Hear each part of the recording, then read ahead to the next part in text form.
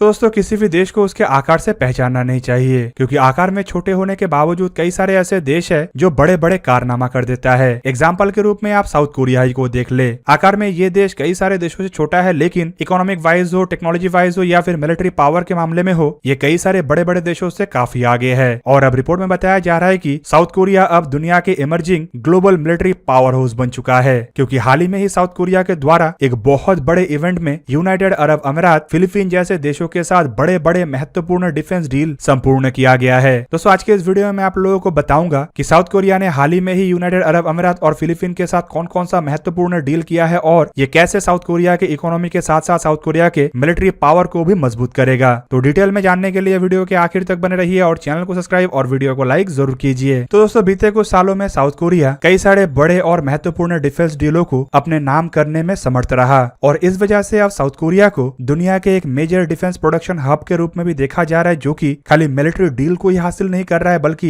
महत्वपूर्ण और बड़े बड़े हथियारों का डेवलपमेंट भी कर रहा है, जिनमें नया जनरेशन के टेक्नोलॉजी से शुरू करके combat aircraft, missile, artillery system, tank और स्मॉल आर्म्स तक शामिल है। और अब बताया जा रहा है कि हाल ही में यूनाइटेड अरब अमीरात की तरफ से एक बड़ा अनाउंसमेंट किया गया है, जिसके तहत यूनाइटेड अरब अमीरात अब साउथ कोरिया से $3.5 बिलियन की लागत से चैंगोंग 2 नामक mid range surface to air मिसाइलों को खरीदेगा। और दोस्तों इस बात का खुलासा यूनाइटेड अरब अमीरात के डिफेंस मिनिस्टर की तरफ से एक ट्वीट के द्वारा किया गया। उन्होंने अपने ट्वीट में south Korean air defence system का जिक्र किया, जबकि साउथ कोरिया के डिफेंस एक्विजिशन प्रोग्राम एडमिनिस्ट्रेशन की तरफ से बताया गया है कि फिलहाल इसे लेकर नेगोशिएशन चल रहा है और अब तक यह डील संपूर्ण नहीं हुआ है। और अगर यह डील संपूर्ण होता है तो यह साउथ कोरिया के इतिहास में सबसे बड़ा मिसाइल डील होगा। पर दोस्तों साउथ कोरिया आज जिस मुकाम पे है, इससे अगर हटके हम 70 साल पहले के घटनाओं को देखें तो द्वितीय विश्व युद्ध के समय साउथ कोरिया जापान के अधीन था। मतलब एक तरीके से साउथ कोरिया जापान के गुलाम था और द्वितीय विश्व युद्ध के समाप्त होने के बाद भी साउथ कोरिया का हालत उतना सही नहीं था। पूरा का पूरा कोरियन पेनिनसुला के ऊपर एक तरीके से शीत युद्ध छिड़ा हुआ था और जब कोरिया को आजादी मिला तो कोरिया के उत्तरी भाग में नॉर्थ कोरिया नामक देश सोवियत यूनियन की इन्फ्लुएंस में था, जबकि साउथ कोरिया अमेरिका के इन्फ्लुएंस में था। आजादी मिलने के बाद भी साउथ कोरिया का सिचुएशन इतना सही नहीं था, क्योंकि ना ही देश में आर्थिक व्यवस्था इतना सुदृढ़ था और ना ही देश के पास कोई बड़े हथियार था ताकि वो नॉर्थ कोरिया से अपने आप का सुरक्षा कर सके। दोस्तों नॉर्थ कोरिया को उस समय सोवियत यूनियन और चाइना जैसे देशों का मदद मिल रहा था, तो वहीं पे साउथ कोरिया के मदद में अमेरिका था और वो भी सोवियत यूनियन या फिर चाइना जैसे इतना मुखर मदद नहीं था। पर बीते 70 साल में साउथ कोरिया अपने टेक्नोलॉजी, एजुकेशन और बेहतरीन सोच विचार की बदौलत आज ऐसे मुकाम में खड़ा है जहां पे साउथ कोरिया खाली नॉर्थ कोरिया को टेक्नोलॉजी या डिफेंस के मामले में पछाड़ नहीं रहा है, बल्कि दुनिया के कई सारे देश अब साउथ कोरिया से हथियारों को भी खरीद रहा है और इन हथियारों के मामले में साउथ कोरिया से पीछे भी है। दोस्तों साउथ कोरिया के डिफेंस इंडस्ट्री के अगर सक्सेस को देखा जाए तो सबसे बड़े या फिर कहे तो सबसे महत्वपूर्ण सक्सेस है KF-21 बोरमे नामक फाइटर एयरक्राफ्टों के डेवलपमेंट। रिपोर्ट में बताया जा रहा है कि यह असल में साउथ कोरिया के द्वारा इंडोनेशिया के साथ मिलकर डेवलप किया जा रहा है, लेकिन कुछ रिपोर्टों में यह भी बताया जा रहा है कि यहाँ पे डेवलपमेंट का अधिकतर भूमिका साउथ कोरिया के हाथ में है, जबकि इंडोनेशिया इसमें सिर्फ एक पार्टनर है। दोस्तों KF-21 बोरमे एयरक्राफ्ट को दुनिया के पहला -5th जनरेशन के फाइटर एयरक्राफ्ट के रूप में भी देखा जा रहा है, क्योंकि ये खाली इंटरनल वेपन बे के मामले में एक 5th जनरेशन के फाइटर एयरक्राफ्ट से पीछे है। दोस्तों एयरक्राफ्ट को एक सेरेमनी के तहत अप्रैल 2021 में पहली बार दुनिया के सामने लाया गया था और ये जो बोरमे नामक नाम दिया गया, इसका असल मीनिंग है योंग हॉक। रिपोर्ट के मुताबिक साउथ कोरिया इन एयरक्राफ्टों को लेकर साल 2022 में फर्स्ट फ्लाइट करेगा, जबकि साउथ कोरिया के प्लान के मुताबिक साल 2026 में एयरक्राफ्टों के मैन्युफैक्चरिंग को शेड्यूल किया गया है। दोस्तों ये साउथ कोरिया के द्वारा अब तक डेवलप किया गया दूसरा फाइटर एयरक्राफ्ट है, जबकि इससे पहले साउथ कोरिया ने FA-50 नामक फाइटर एयरक्राफ्टों का डेवलपमेंट किया है। रिपोर्ट के मुताबिक साउथ कोरिया साल 2028 तक ऐसे 40 एयरक्राफ्टों को निर्माण करना चाहता है, जबकि साल 2032 तक अपने बेड़े में ऐसा टोटल 120 एयरक्राफ्टों को शामिल करना चाहता है। दोस्तों इसके अलावा साउथ कोरिया के अन्य अचीवमेंटों को देखा जाए तो इसमें एक बहुत बड़ा नाम है डोगडो क्लास के एम्फीबियस असॉल्ट शिप। दोस्तों डोगडो क्लास के इन असॉल्ट शिपों को साउथ कोरिया नेवी के फ्लैगशिप के रूप में भी देखा जाता है, लेकिन ये कोई साधारण एम्फीबियस असॉल्ट शिप नहीं, बल्कि ये अपना जौहर तब दिखा चुका जब इसके ऊपर F-35B जैसे 5th जनरेशन के फाइटर एयरक्राफ्ट को ऑन बोर्ड किया गया था। दोस्तों ये जो डोगडो क्लास के जहाज है, ये असल में वेस्टर्न पैसिफिक में एक गेम चेंजर भी बन सकता है। दोस्तों डोगडो क्लास के इन जहाजों के निर्माण के पीछे साउथ कोरिया के हंजिन हैवी इंडस्ट्री का काफी प्रमुख भूमिका है और इससे साउथ कोरिया के नेवी के ताकत को मजबूत करने के साथ साथ साउथ कोरिया के एम्फीबियस ऑपरेशनल कैपेबिलिटी और मिलिट्री ऑपरेशनों में साउथ कोरिया को आगे रखने के लिए बनाया गया था। साउथ कोरिया डोगडो क्लास के अंतर्गत टोटल अब तक 2 जहाजों का निर्माण कर चुका है, जिनमें एक तो डोगडो है जबकि दूसरा माराडो है। इवन दोस्तों आपके जानकारी के लिए बता दूं कि ये जो एक जहाज है, ये एक साथ 200 व्हीकल, 750 मरीन्स, 15 हेलीकॉप्टर जिनमें UH-1H, UH-60P जैसे हेलीकॉप्टर शामिल है, इसे कैरी कर सकता है। और ये साउथ कोरिया के लिए ब्लू वाटर नेवी बनने का भी एक प्रमुख हिस्सा है। जबकि दोस्तों रिपोर्टों में यह भी बताया जा रहा है कि डोगडो क्लास के इन जहाजों के ऊपर सक्सेस के बाद साउथ कोरिया के द्वारा एक ऐसे लाइट हेलीकॉप्टर कैरियर भी निर्माण करने का इरादा बनाया जा रहा है जो कि इस तरीके का ही हो, लेकिन वो अपने बेड़े में हेलीकॉप्टर नहीं बल्कि ट्रू 5th जनरेशन के फाइटर एयरक्राफ्ट मतलब F-35B जैसे एयरक्राफ्टों को कैरी कर सकेगा। दोस्तों इसके बाद साउथ कोरिया के K2 ब्लैक पैंथर टैंक का नाम आता है। दोस्तों ब्लैक पैंथर मॉडर्न जनरेशन के या फिर कहे तो नेक्स्ट जनरेशन के एक ऐसे बेहतरीन मेन बैटल टैंक है जिसे साउथ कोरिया के एजेंसी फॉर डिफेंस डिपार्टमेंट की तरफ से निर्माण किया गया है और इसे दुनिया के सबसे बेहतरीन टैंकों में से एक टैंक के रूप में अब देखा जा रहा है। दूसरी तरफ ये जो टैंक है इसमें एक एडवांस ऑटो लोडर के साथ साथ 120 मिलीमीटर बाई 55 कैलिबर के गन को लगाया गया और साथ ही साथ टैंक के पास एक कॉम्पोजिट आर्मर और सॉफ्ट कील एक्टिव प्रोटेक्शन सिस्टम भी है जो कि दुनिया के कुछ गिने चुने टैंकों के पास ही है। और कई सारे ऐसे देश है जो मिलिट्रीली ताकतवर होने के बावजूद इस तरीके के टेक्नोलॉजी को अब तक डेवलप करने में सक्षमता हासिल नहीं कर पाया। दोस्तों खाली इतना नहीं बल्कि इन टैंकों को साउथ कोरिया के द्वारा ऐसे ऐसे इक्विपमेंटों से लैस किया गया है जो फ्यूचरिस्टिक है और फ्यूचर के लड़ाई में मदद कर सकता है, जैसे कि नेटवर्क सेंट्रिक ऑपरेशन और smart ammunition, advance fire control system, optical sensors, missile approach warning system, millimetre band radar, radar warning receiver, jammer, laser warning receiver और optical fire suppression system. Even इसमें एटमॉस्फेरिक सेंसर सिस्टम भी है जो crew को किसी भी तरीके के खतरनाक एनवायरमेंट से पहले ही अलर्ट कर सकता है। दोस्तों K2 ब्लैक पैंथर टैंक को दुनिया के सबसे अधिक मैन्यूवरेबल टैंकों में से एक के रूप में भी देखा जाता है और ये अधिकतम 70 किलोमीटर पर आवर के रफ्तार में ट्रैवल करने में सक्षम है। दूसरी तरफ ये 0 से 32 किलोमीटर पर आवर के रफ्तार तक सिर्फ 8.7 सेकंड में पहुंच सकता है और ऑफ रोड में भी करीबन 52 किलोमीटर पर आवर के रफ्तार से दौड़ सकता है। दूसरी तरफ दोस्तों साउथ कोरिया का यह भी दावा है कि ये जो टैंक है ये 60 डिग्री के स्लोप को भी पार कर सकता है और साथ ही साथ 1.8 मीटर के ऊंचाई वाले ऑब्स्टिकल को भी क्रॉस करने में सक्षम है। दोस्तों इसके बाद नाम आता है साउथ कोरिया के K9 थंडर का। दोस्तों ये वही K9 थंडर है जिसे भारत में K9 वज्र भी कहा जाता है। असल में ये एक सेल्फ प्रोपेल हॉविट्जर है जिसे कि K2 ब्लैक पैंथर के कई सारे टेक्नोलॉजी को एडप्ट करके ही निर्माण किया गया है। दोस्तों ये ब्लैक पैंथर से पूरा पूरी अलग है क्योंकि इसका रोल टैंक के जैसे नहीं बल्कि आर्टिलरी के जैसे है। इसमें 155 मिलीमीटर बाई 52 कैलिबर के आर्टिलरी गन का इस्तेमाल किया गया है और दोस्तों इसका निर्माण KIA हेवी इंडस्ट्री जिसे कि हनवा इंडस्ट्री भी कहा जाता है उसके द्वारा किया गया है। ये जो आर्टिलरी है ये मैक्सिमम 40 किलोमीटर तक K307 बेस एमुनेशन का इस्तेमाल करके फायर कर सकता है। रिपोर्ट के मुताबिक K9 थंडर एक ऐसे आर्टिलरी है जो काफी रैपिडली फायर कर सकता है और इसके जो रेट ऑफ फायर है करीबन 15 सेकंड में 3 राउंड है। स्टैंडर्ड ये 1 मिनट में 6 से 8 राउंड दाग सकता है जबकि ये सिर्फ पहले 3 मिनट तक ही कर सकता है और सस्टेन फायर मोड में ये पर मिनट में 2 से 3 राउंड गोला लगातार दाग सकता है। पर दोस्तों K9 थंडर के सबसे महत्वपूर्ण बात है इसके जल्द से जल्द तैयार हो जाना और जल्द से जल्द फायर करके एक जगह से दूसरी जगह अपने पोजीशन बदलना, जिससे कि दुश्मन को यह समझ में नहीं आ पाता है कि कहां से फायर आ रहा है और दुश्मन को जवाब में कहां पे फायरिंग करना है। दोस्तों इसके बाद नाम आता है साउथ कोरिया के Daewoo स्मॉल आर्म्स का जो कि साउथ कोरिया और इंटरनेशनल मार्केट में काफी प्रसिद्ध स्मॉल आर्म्स है और इस श्रेणी में साउथ कोरिया के द्वारा कई तरीके के स्मॉल आर्म्स का निर्माण किया गया है जिनमें K1 सब मशीन गन भी है जो कि 1,80,000 यूनिट तक अब तक प्रोड्यूस किया जा चुका है और साउथ कोरिया के द्वारा एक्सपोर्ट भी किया जा चुका है। K सीरीज के कई सारे अन्य हथियार भी है जैसे कि K2 assault rifle, K3 light machine gun और K5 स्मॉल ऑटो पिस्टल भी है।